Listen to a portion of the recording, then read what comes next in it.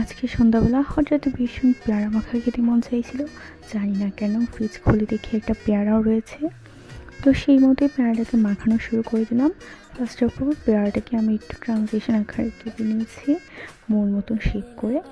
দেন এটাকে আমি কাপ নুডলসের যে কৌটোগুলো আছে সেইখানে নিয়েছি, বিকজ আজকে আমি একটু অন্যরকমভাবে মাখা করব।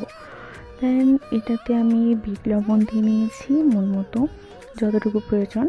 তারপর সাদা লবণও অ্যাড করেছি কিছুটা। দেন এটাকে ঢাকনা দিয়ে ভালো করে মাখা মাখা করে নিয়েছি। এক পর্যায়ে আমি এখানে একটু সরিষার তেল অ্যাড করেছিলাম আর একটু কাসুন্দিও দিয়েছিলাম, বাট সেটা খুবই কম। ওই ক্লিপটা আমি অ্যাড করতে পারি নাই, দ্যাটস ওয়াই সরি। সো এই তো পেয়ারা মাখা এখন রেডি। এখন একটা টেস্ট করার পালা। বাই দ্য ওয়ে, পেয়ারা মাখাটা খুবই ভালো হয়েছিল। তোমরা চাইলে এইভাবে ট্রাই করে দেখতে পারো। আশা করি সবার খুব ভালো লাগবে।